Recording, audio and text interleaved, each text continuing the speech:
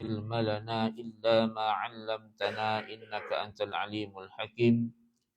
قال الله تعالى في كتابه العزيز بعد أعوذ إلا ما علمتنا إنك أنت العليم الحكيم. قال الله تعالى في كتابه العزيز بعد أعوذ. Pada pertemuan yang lepas kita dah bincangkan panjang perihal tanggungjawab kita ni, especially ayahanda ni. Sebab apa? Di bahu kita terpikul amanah yang sangat berat. Bagaimana kita nak bawa ahli keluarga kita, bagaimana kita nak bawa isteri kita. Itu kalau isteri, kalau ada 2-3 isteri-isteri kita dan anak-anak kita, untuk bertemu dengan Allah Subhanahu Wa Taala. Kerana apa? Kerana keluarga yang kita bina pada hari ini, keluarga inilah yang kita nak jumpa di dalam syurga nanti. Dalam keadaan dan suasana yang amat mencabar dalam pendidikan pun hari ini, yang diakui oleh guru-guru bagaimana untuk mendidik anak-anak pada hari ini. Kita kadang-kadang dekat-dekat nak periksa SPM kan, dipanggil jugalah bagi motivasi kepada anak-anak yang nak SPM ni. Jadi antara banyak-banyak tu pun soalan yang lebih kurang je. Ustaz, macam mana nak mendidik anak-anak pada hari ini Ustaz? Kan? Cakap-cakap dah, marah-marah dah, ingatkan dah. Segala-galanya dah dilakukan. Tetapi masih dengan keadaan yang sama. Jawapan saya mudah sangat. Teruskan bercakap. Sebab apa? Sebab itu adalah amanah kita. Yang baik kita kena sebarkan, sebut, cakap. Yang kita bagi tahu pada pertemuan yang lepas.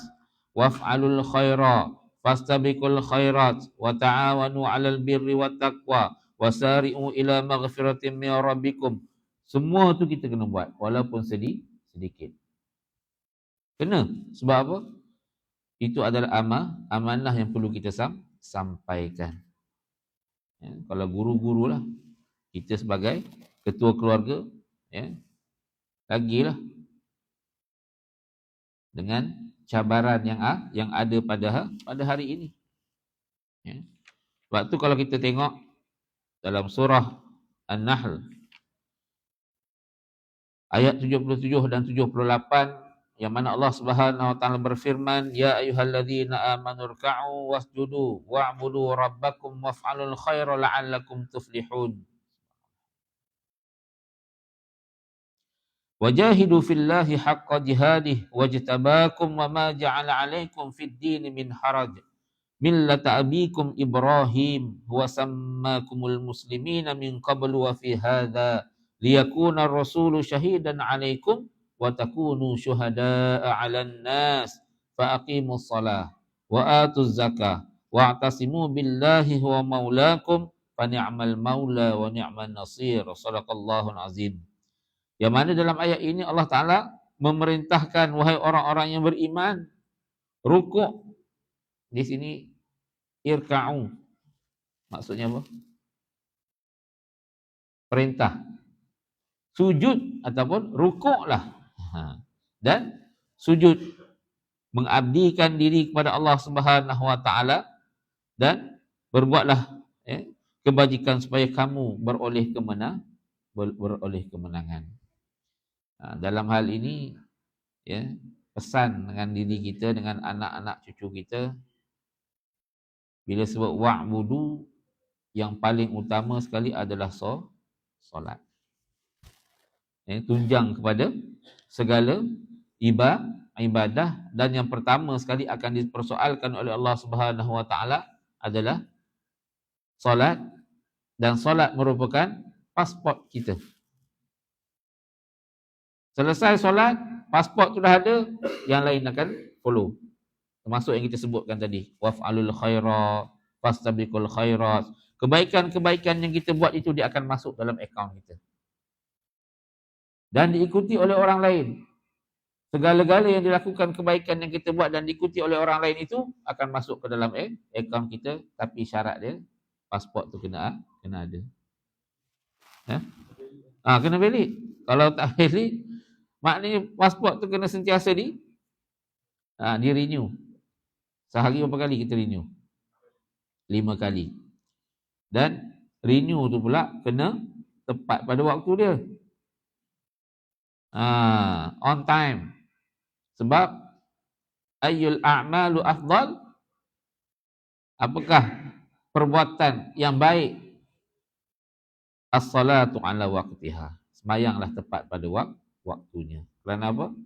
Inna salata kanat 'alal mu'minina kitaban mawquta. Sungguhnya solat itu bagi orang-orang yang beriman ada waktu-waktu yang telah ditetapkan, ikutlah. Nescaya Allah Ta'ala akan permudahkan segala urusan-urusan dunia kita. Yang mana Allah Subhanahu Wa Ta'ala menyuruh orang-orang yang beriman yang cukup syarat agar mereka tunduk dan patuh menyembah Allah Subhanahu Wa Ta'ala dengan mendirikan salat, kerana salat merupakan tiang agama dan pendahulu bagi segala ibadah. Salat juga dapat membentuk kepribadian yang baik dan beriman yang akan menjadikan seorang individu muslim itu sentiasa seronok untuk melakukan ibadah. Sebab apa? Sebab dia dah ada apa tadi kita pasport tu. Ya. Yang mana rintitan daripada itu akan lahirlah seorang manusia yang bersifat taslim wajhahullah, yang sentiasa tunduk patuh menurut perintah Allah Subhanahu Wa Ta'ala. Dan yang seterusnya, Allah Subhanahu Wa Ta'ala menyeru kepada orang yang beriman agar beribadah kepadanya, yang mana seruan ini adalah untuk menjelaskan kepada manusia bahawa konsep ibadah itu adalah sangat luas, ya, dan meliputi segenap aspek kehidupan manusia, tidak hanya terbatas dan tuntas kepada mendirikan solat dan rukun-rukun Islam yang lain sahaja. Solat adalah tunjang bagi ibadah. Tetapi apa juga pekerjaan, apa juga yang kita lakukan selepas daripada itu, semuanya adalah ibadah. Syarat dia niat kerana Allah Ta'ala. Kadang-kadang orang dia salah faham, kan? Dia ingat ibadah itu hanya yang solat, puasa, zakat, haji, tu. Adapun pekerjaan dia, perbuatan dia, aktiviti dia, dia tidak anggap itu sebagai ibadah. Sebenarnya semua itu adalah ibadah kalau kita niatkan kerana Allah Subhanahu Wa Ta'ala. Hatta tidur pun ibadah. Ya. Tidur juga satu ibadah, tapi niat kerana Allah Ta'ala. Kita tidur untuk apa? Untuk rehatkan badan kita. Sebab manusia ni fitrah dia kena macam tu. Ya. Wa ja'alna al-laila libasa wa ja'alna an-nahara ma'asha. Ya. Dijadikan malam itu sebagai selimut. Kegelapan itu seolah-olahnya menyeliputi. Ketika itu pandangan kita pun terhad. Jadi buat apa? Suruh rehat. Ya. Wa ja'alna an-nahara ma'asha, dan waktu siang itu untuk kita bertebaran, mencari rezeki. Ya. Tapi anak kita hari ni sangat hebat. Sebab tu kalau nak pergi hantar pergi Palestin, ambil anak-anak muda kita hari ni, remaja-remaja ni. Sebab dia main PUBG sampai tak tidur malam. Kan? Dia pakar dalam strategi peperangan tu.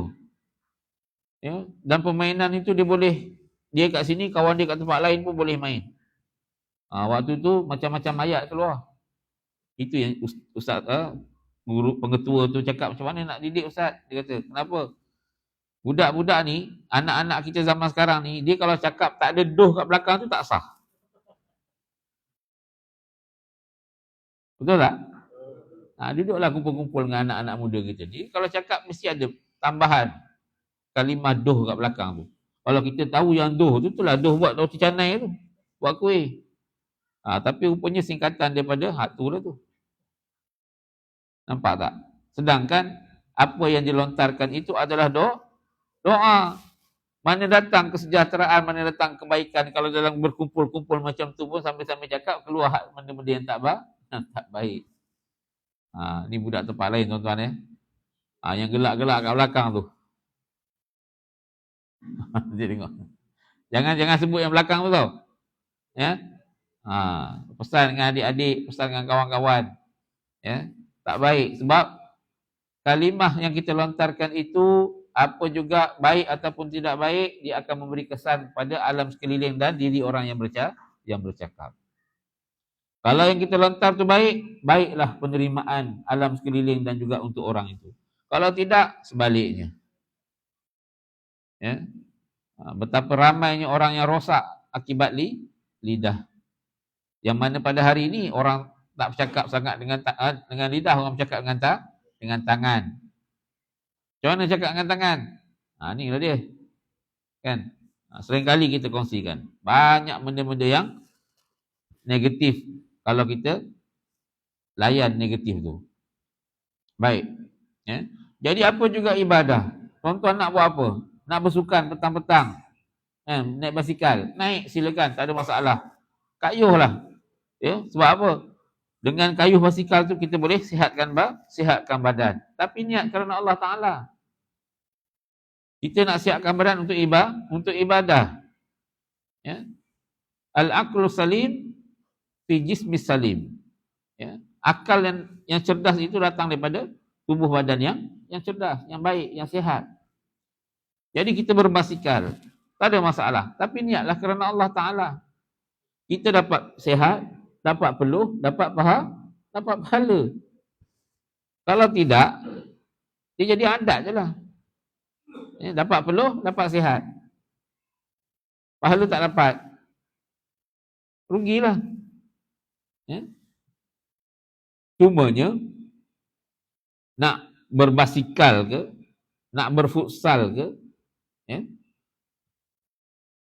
syariah compliance tu kenalah ada. Ini naik basikal, nak berkayuh, basikal, pakaian tu. Dia pakai hak macam Olimpik. Orang Olimpik dah memang kerja dia hak tu. Pakai baju betul-betul ikut bentuk badan. Kita ni hak tak berapa nak Olimpik. Tak payahlah pakai macam tu. Takat-takat nak peluh-peluh kan. Jenuh kita. Kadang-kadang belah-belah Putrajaya tu kan. Kita nak pergi Putrajaya pun pening kadang-kadang tengok. Kalau yang laki-laki dah macam tu. Yang perempuan pun sekian juga. Duduk berkayuh penuh jalan. Yang kita duduk follow ni pening kepala.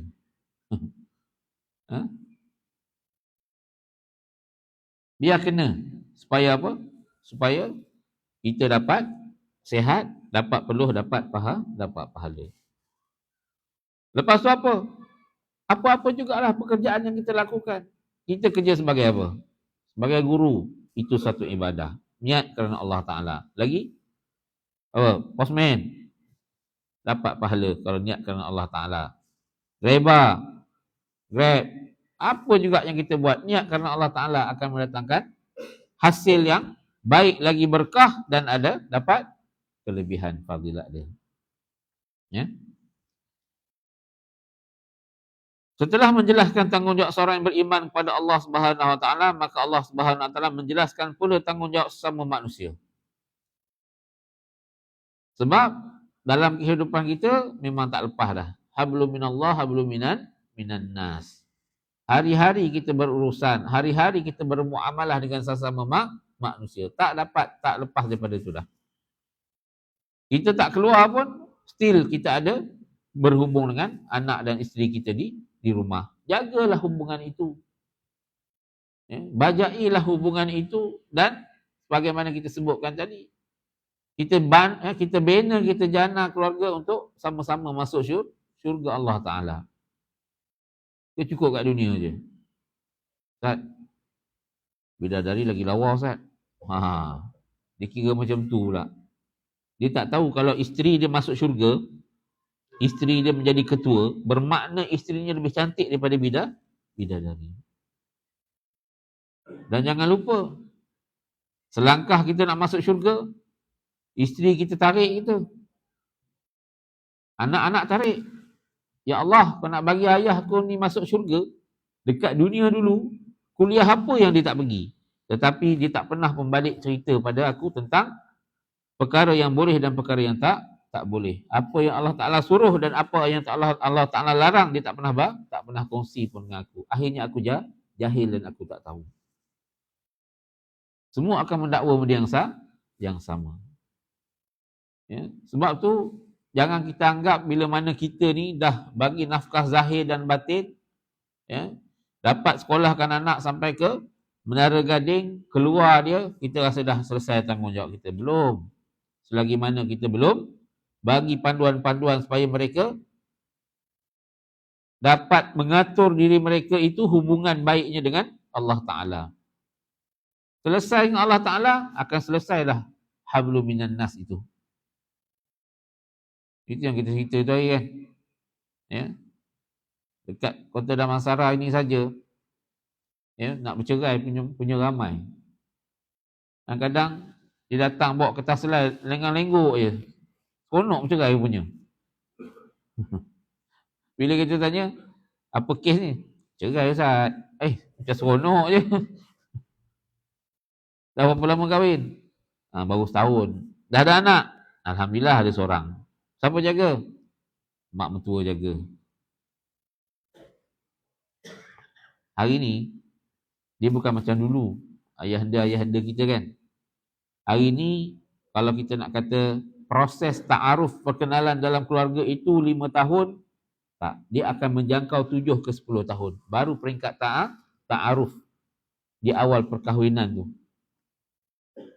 Kan? Sebab kalau mak ayah kita dulu perhubungan dia hanya bila ayah balik daripada kerja, dia akan terus dalam keluarga. Sebab kebanyakannya mak-mak kita dulu suri rumah, tak ke mana. Tapi hari ini suami kerja, isteri kerja. Memanglah tuntutan ekonomi sekarang menuntut kepada itu. Tetapi itu yang menjadikan proses itu jadi panjang. Jumpa pun petang. Dah balik kerja, dah masing-masing penat. Dah tak ada kalimah nak lontar dah. Sepatutnya di awal perkahwinan ini kena banyak perhubungan. Supaya apa? Supaya dia dibajai.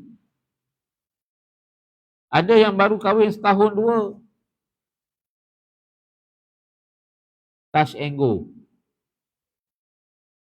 Itu okey lagi. Ada yang smart tag. Faham tak ni? Touch and go je, malam je jumpa. Tas, besok pergi kerja masing-masing. Balik, tak cakap apa, masak-masak, makan-makan, hurah-hurah, masing-masing dengan handphone. Selesai, tidur. Tas, and go. Ada yang smart tag. Lalu je. Mana? I outstation. Besok dah selesai, dia punya isteri pula. I pula outstation. Jadi kat mana nak datang? Kemesraan. Sebab pertemuan itu berlaku dengan sekejap. Ya. Pesan dengan anak-anak kita. Risau ke apa? Risau. Yang mohon kahwin dengan mohon cerai itu sekarang ni sama naik. Bukannya yang mohon kahwin tu dia bercerai, tak. Yang nak kahwin lah seronok. Tapi saya ada satu kes. Ya. Tempat lama saya kerja dulu. Ya. Dia datang, akad nikah, kebetulan akad nikahnya dibuat di Pejabat Agama. Ya. Waktu tu kita tengoklah pasangan ni memanglah orang nak kahwin kan, ceria. Senyum sampai telinga tu. Yang perempuannya seronok, yang lakinya seronok, keluarganya pun seronok. Ya. Kemudian selesailah cerita dia. Nikah di pejabat.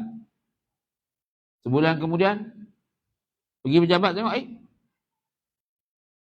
pengantin lelaki tu, dia tanya, ada tak? Dah siap ke belum dia punya kad kahwin tu? Bila tanya belum lagi, kenapa? Saya nak bercerai, dia kata. Sebulan. Cannot brain, kata orang Jawa. Tak boleh nak fikir gitu. Macam mana boleh sampai tahap tu? Mana senyum yang sampai telinga yang sebulan lepas tu? Sebenarnya jawapan kepada semua ni adalah fahaman tentang agama tu. Kefahaman tentang agama tu tak ada. Sebelum kita cerita lagi kalau kursus-kursus kahwin, anak-anak muda kita ni, ya, bila kita sebut mandi hadas, ya, kita sebut apa? Hadas besar. Kan? Hadas besar, Ustaz, buang air besar nak kena mandi ke dia kata? Punya tak tahu. Itu yang macam-macam tu. Kan? Ada yang kita sebut istighfar, astaghfirullahalazim.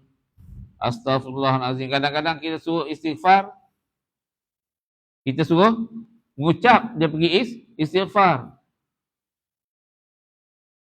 Itu pun dia tak boleh nak beza. Yang bila kita kata astaghfirullahalazim, sambung alladzi yuwaswisu fi sudurin nas. Bunyilah juga walaupun tak kena. Ya. Ya, sangat-sangat mengerikanlah. Ya, sebab tu, ya, ajaklah anak-anak kita, ajaklah isteri kita, mari kuliah kat masjid, mari kuliah dekat surau. Kalau katalah kat rumah tu ada 3 orang, masing-masing ada 3 orang, bawa penuh surau ni. Sebab apa? Amanah dan tanggungjawab kita ada dekat situ. Kalau kita kata kita ni, amanah kita ni untuk mendidik isteri kita, agak-agak kira-kira dah cukup dah sekarang ni.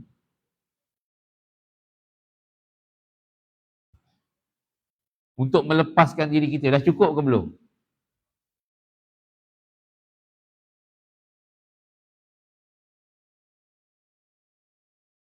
Banyak. Kadang-kadang zaman kita, betul, ada orang kata, Ustaz, anak saya perempuan, Ustaz, kalau dia dah kahwin tu dah jadi tanggungjawab suami dia. Betul. Tetapi ingat, sepanjang kita besarkan dia, kita sebut tak benda-benda yang tak sepatutnya dibuat, sepatutnya dia buat. Kadang-kadang, maaf kita melalui proses ataupun zaman nakal kita kan, kita melalui zaman nakal kita. Tak sempat. Akhirnya kita berjinak-jinak dengan agama, alhamdulillah. Ya. Dan dalam pada itu kita pun banyak tahu, oh rupanya yang ni tak boleh, yang ni boleh. Amanah tu masih ada lagi. Sampaikan. Maklumkan. Ya. Itu kita punya, orang kata apa, atas kita tu. Macam mana kita nak menyampaikan perkara-perkara yang kita baru tahu, yang sebelum ni kita tak tahu, dalam kita membesarkan anak-anak kita.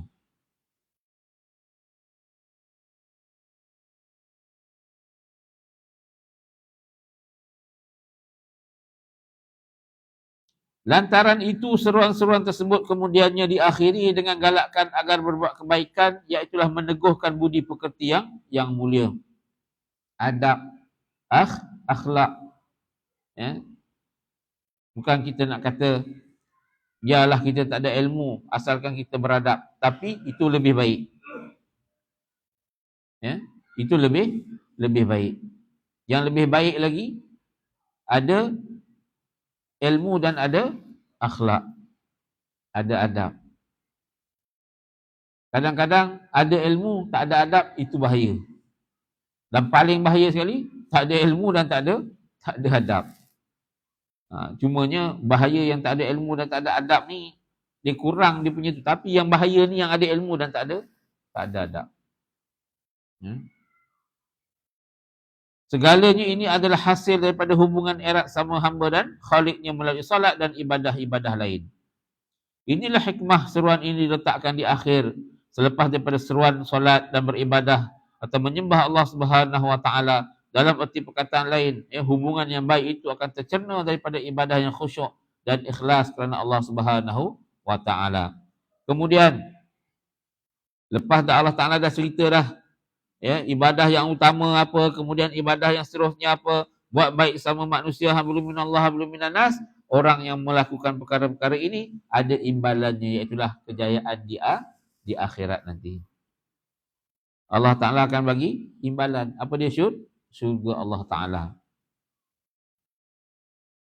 Yang mana sebagai menambat hati hambanya untuk melakukan ibadah, Allah Subhanahu Wa Taala menerangkan bahawa ganjaran yang akan diperoleh berpangkal daripada salat yang diimbangkan dengan perkara-perkara kebaikan akan membawa kemenangan di dunia dan di akhirat. Di dunia hati akan sentiasa tenang dan tenteram, manakala di akhirat kelak syurga yang indah terbentang luas. Subhanallah. Ya. Keyakinan terhadap semua inilah yang menjadi pendorong kepada manusia untuk lebih kuat beribadah kepada Allah Subhanahu wa taala. Kita ni manusia, fitrah ni memang macam tu. Buat sesuatu untuk dapatkan sesuatu. Yang ni ya. Kalau kita orang yang kebergantungan kita kepada Allah Subhanahu wa taala, kita buat ibadah bukan kerana nak sesuatu, kerana apa? Kerana kita adalah hamba. Ya. Sebab tu kawan-kawan kita yang berperang dekat Palestin tu, kekuatan dia bukan yang kita sebut semangat saja. Semangat perlu. Tapi semangat saja tak cukup kalau dalaman kita tidak kuat, dalaman kita tidak dijana, dalaman kita tidak kita tidak mempunyai kebergantungan yang tinggi kepada Allah Subhanahu wa taala. Sebab ayat selepas pada tu disebutkan apa? Dalam ayat 78, Allah Subhanahu wa taala menyeru kepada orang yang beriman agar berjihad pada jalan Allah dengan sebenar-benar jihad. Wajahidu fillahi haqqa jihadih. Dengan apa? Dengan harta, nyawa, lidah atau sebagainya demi menegakkan kalimatullah dan menghancurkan orang-orang bukan Islam. Hikmah dikemudiankan perintah jihad daripada salat dan ibadah lain adalah untuk membersihkan jiwa orang-orang yang beriman terlebih dahulu agar kuat menghadapi cabaran jihad. Kerana orang yang lemah jiwanya tidak akan dapat berjihad, apatah lagi untuk berhadapan dengan musuh yang ramai. Ya, saudara-saudara kita kat Palestin tu, dia memang Allah Ta'ala dah bagian dia.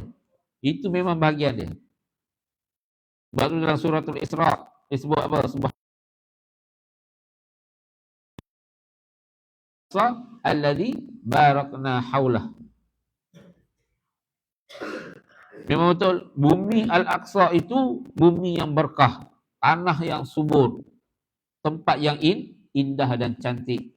Pada masa yang sama, ulama mentafsirkan barakna itu keberkatan yang diberikan oleh saudara-saudara kita di Palestin itu adalah untuk mati syahid.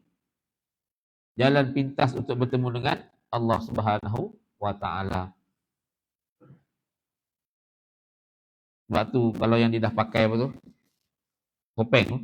Yang tu kalau dia ada mak dia redha pergi.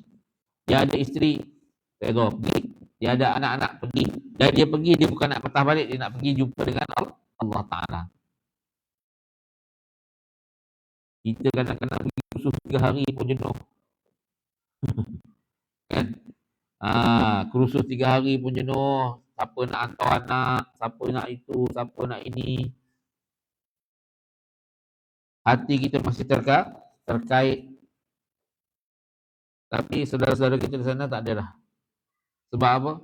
Sebab mereka memang telah diuji dan teruji. Dan Allah Ta'ala kata apa? La yukallifullahu nafsan illa wus'aha. Dan mereka, orang-orang yang Allah Ta'ala pilih untuk menghadapi situasi yang macam tu. Saban tahun, Palestin bukan cerita baru. Kan? Bukan cerita baru.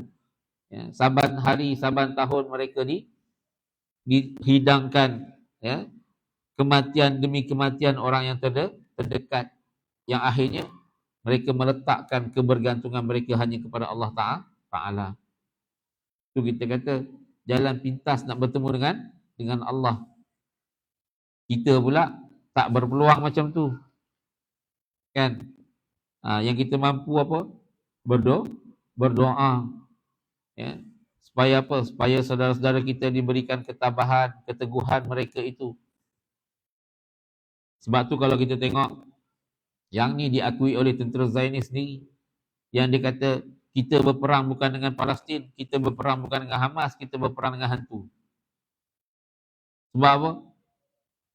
Sebab hasil doa-doa kita insya-Allah, ya, Allah datangkan bantuan tentera-tentera Allah yang dinampakkan malaikat-malaikat itu. Dan mereka nampak. Padahal tentera Hamas tu, Brigade Al-Qassam, ada berapa kerat je kat bawah tu. Tapi yang mereka ni nampak yang kat atas tu. Yang warna putih. Tentera-tentera putih tu berada di atas. Jadi dia orang tembak ke atas. Tembak. Tembak tak mati pula tu tentera tu. Itu yang bila satu pasukan bila dikatakan, okey, grup ni nanti pergi perang. Gila semua. Histeria. Sebab tak nak pergi. Tak nak pergi. Sebab cerita-cerita daripada kawan-kawan itu memang macam tu. Didatangkan bantuan-bantuan daripada tentera-tentera Allah Ta'ala. Ya. Dari segi zahir ni mungkin kita nampak hancur kan. Hancur. Meninggal. Dia orang rasa apa tuan-tuan? Semalam yang ada satu YouTube tu. Alhamdulillah adik saya dah syahid dah. Seronok dia. Saya tunggu pula nanti giliran saya. Sampai tahap macam tu. Kan? Yang cium apa? Angkat cucu cium kat mata tu kan. Siapa tak sedih? Sedih. Kita nampak tapi dia redha sebab apa? Sebab mereka yakin yang gugur itu akan disambut, ya, oleh burung-burung hijau, kan? Sebab mati syahid ni mati yang paling indah, yang paling seronok. Sebab tu Allah Ta'ala berfirman apa? Wala taqulu liman yaqtadu fi sabilillahi amwat bal ahya'un walakin la tash'urun. Janganlah kamu mengatakan orang yang mati di jalan Allah itu mati, bal ahya, bahkan mereka hidup di sisi Allah Subhanahu Wa Taala yang kita pun tak tahu bagaimana hal keadaan dia. Yang pastinya orang yang mati syahid minta dengan Allah Taala dia nak turun balik kat bumi ni, antaranya dia nak jumpa kita, nak bagi tahu yang mati syahid itu seronok. Yang kedua, dia nak mati lagi macam tu. Dia nak mati lagi macam tu. Kalau kena meriam-meriamlah dia nak mati. Tapi Allah Ta'ala tak izinkan. Kalau Allah Ta'ala izinkan, selerak lari kita. Bukan nak berkecai itu hari balik ni. Tak selerak lari.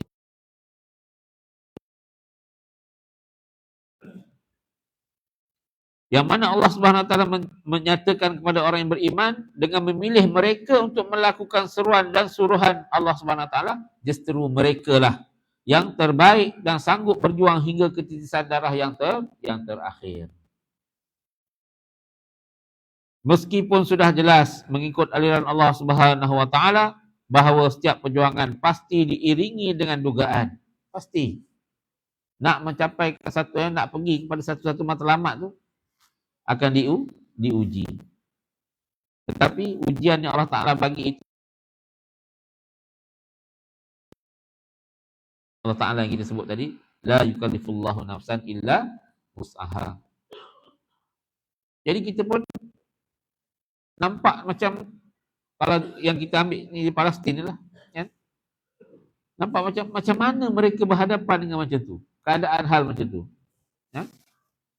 Tak terlintas di fikiran kita. Kita dihujani hujan, mereka dihujani peluru. Kan? Kita nak datang masjid tadi, nak datang surau tadi, tak ada kereta kebal tunggu tepi jalan. Ke ada? Jet lalu. Bagi bom. Dia orang dengar bom tak lari. Kita dengar mercun melompat. Kan? Sementara nikmat itu masih ada, maka kita manfaatkan masa-masa, ya, nafas, kehidupan, kesihatan, kelapangan yang Allah Ta'ala bagi pada kita. Ya. Nikmati dan juga manfaatkan sedetik nyawa yang Allah Ta'ala bagi untuk macam mana kita memikirkan supaya kita nak berhadapan dengan Allah Ta'ala ada bekalan dia. Dan setiap perjuangan pasti diiringi dengan dugaan, namun Allah Subhanahu wa taala menegaskan dalam ayat seterusnya bahawa Allah Subhanahu wa taala tidak pernah membebankan hamba-Nya. Sebaliknya dugaan dan kesengsaraan yang datang adalah sebagai peneguh keimanan dalam perjuangan. Islam adalah agama yang mudah. Ad-dinus sahlah. Al-Islamu sahlah. Islam itu mudah, tetapi jangan ambil mudah. Jangan buat mudah sangat. Kan? Sebab Islam adalah agama yang mudah dalam semua aspek dan sesuai dengan fitrah manusia yang banyak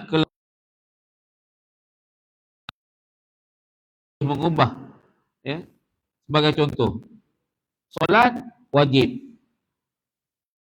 Pergi musafir, wajib solat tak? Solat wajib. Tak boleh tinggal. Waktu sakit, wajib solat tak? Wajib juga.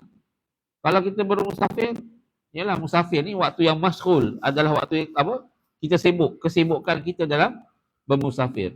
Rukhsah, kemudahan yang Allah Ta'ala bagi apa? Jamakkan solat. Kemudian dalam perjalanan, dah jamak boleh dikosorkan. Tetapi wajib solat tak? Kewajipannya masih sama. Kemudian diuji dengan kesakitan, keuzuran, tidak memungkinkan untuk kita terkena air, untuk kita ambil uduk, bersuci dan sebagainya. Rukhsahnya adalah tayamum. Lebih-lebih lagi lah ketika mana kita nak solat. Sebab awal ni macam tu. Yang kita sebut, ya Allah Ta'ala rakamkan, ya ayyuhalladzina amanu idza kumtum ila salah fagsilu wujuhakum wa aydiyakum ilal marafiq wamsahu bi ru'usikum wa arjulakum ilal ka'bain wa in kuntum junuban fatahharu. Betul, ada lagi ayat dia sambung-sambung dia tu. Ya. Kewajipan itu tak terlepas. Nak solat mesti ambil uduk. Tak ada orang kata apa? Keuzuran sebab tak ada air, boleh tayamum. Menunjukkan solat itu tetap wajib. Tak boleh solat berdiri. Duduk. Tak boleh duduk. Baring. Kewajipan tetap tak sama. Kadang-kadang demam je dah tak solat dah. Ini cerita orang kat Uganda sana. Okey. Hadis Nabi sallallahu alaihi wasallam, as-salatu imaduddin, faman aqamaha faqad aqamad-din wa man tarakaha faqad hadamad-din. Sembahyang itu tiang agama, barang siapa yang mendirikannya maka dia telah mendirikan agama, dan barang siapa yang meninggalkannya maka dia telah meruntuhkan agama. InsyaAllah. Okay. Lagi 4 minit. Okey. Yang mana Allah Subhanahu Wa Taala menghimpunkan seruan-seruan kepada hamba-Nya dalam surah ini, untuk diikuti. Seruan mendirikan salat mendahului seruan-seruan yang lain untuk menunjukkan peri pentingnya salat dalam kehidupan seseorang manusia. Kita dah sebut dah pada pertemuan yang lepas. Jaga salat, Allah Ta'ala akan jaga kita. Salat tepat pada waktunya, banyak urusan kita akan selesai. Yang jadi huru-hara itu sebab apa? Solat, pertama dia solat tapi tidak tepat pada waktu dia. Jadi kehidupan dia tu kelang kabut lah. Pagi kita tu sebenarnya mencorakkan kehidupan kita satu hari. Kalau kita dalam keadaan tenang, 4:30 boleh bangun, boleh sucikan diri, boleh tenang, kan? Kemudian buat solat 2 rakaat sebelum subuh, kemudian kita solat subuh berjamaah, lepas tu kita menjalankan tanggungjawab kita seharian. Kita akan pergi kepada solat zuhur benda yang sama, asar benda yang sama, maghrib benda yang sama, isyak benda yang sama. Allah Ta'ala aturkan cantik untuk kita. Tapi kalau dah subuh pun 7:30, pukul 7, lepas tu nak pergi kerja lagi, nak nguruskan anak, kelang kabut tuan-tuan.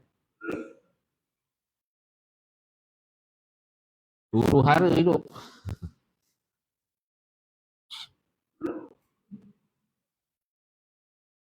Sebagaimana disebutkan dalam hadis di atas, solat itu diibaratkan sebagai tiang agama. Umpama sebuah rumah tidak akan didirikan tanpa tiang, maka demikian jugalah ibadat-ibadat lain yang tidak akan dapat ditegakkan jika sembahyang diabaikan.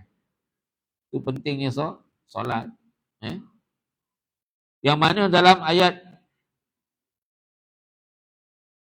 irka'u asjudu, bahawa yang disebut di dalam ayat 77 dalam surah Al-Hajj ini, dia tak menggunakan as-solat, tetapi dia menggunakan rukun solat dalam itu menunjukkan ibadah solat tu lah. Dia nak cerita yang tu. Kan? Yang mana kedua-dua perbuatan ini merupakan rukun terpenting dalam solat yang melambangkan ketundukan dan kepatuhan seorang kepada Khalik. Tunduk, patuh kan. Waktu sujud tu lagi lah. Kita sujud. Kita sujud dalam keadaan apa? Kepala kita yang mulia ini, diletakkan sehina-hinanya, punggung kita berada di atas. Dengan rasa kerdil, dengan rasa hina ketika kita sujud, mintalah kepada Allah Subhanahu Wa Taala apa juga permintaan yang kita nak. Sebab tu, walaupun dikatakan sujud itu rukun kepada solat, tetapi tak semestinya kita sujud dalam solat. Boleh kita sujud waktu lain yang dinamakan sujud syukur. Allah Ta'ala bagi nikmat kita tak terhitung. Wa in ta'uddu ni'mat Allah la tuhsuha. Kan? Kalau kita nak hitung nikmat yang Allah Ta'ala bagi, nescaya kita tak akan mampu hitung. Tapi dengan nikmat yang Allah Ta'ala bagi, kita syukur. Antaranya, kita sujud. Dan sujudlah agak lama kerana ketika mana sujud, itulah waktu yang paling hampir Khalik dengan makhluk dengan Khalik.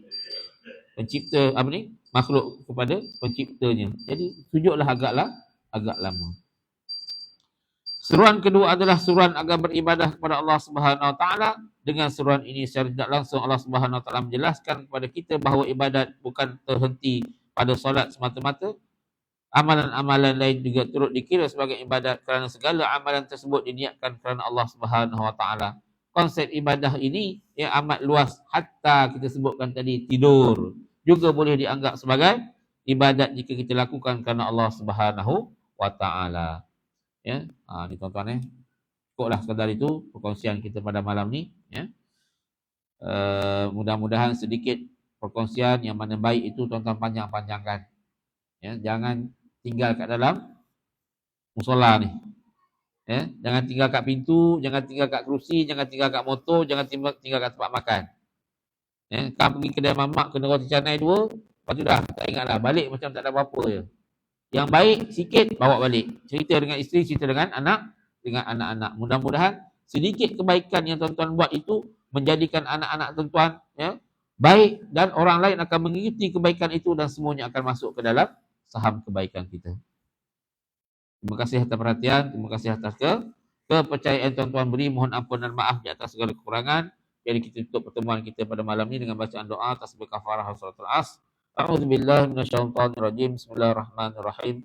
Allahumma shalli ala sayyidina Muhammad tibbil qulubi wa dawaiha wa afiyatil abdan wa shifaiha wa nuril absari wa dhiyaiha wa ala alihi wa sahbihi wa barik wa sallim tasliman katsira bi rahmatika ya arhamar rahimin. Allahumma ja'al jam'ana hadza jam'an marhuma wa tafarraqana ba'di tafarruqan ma'suma.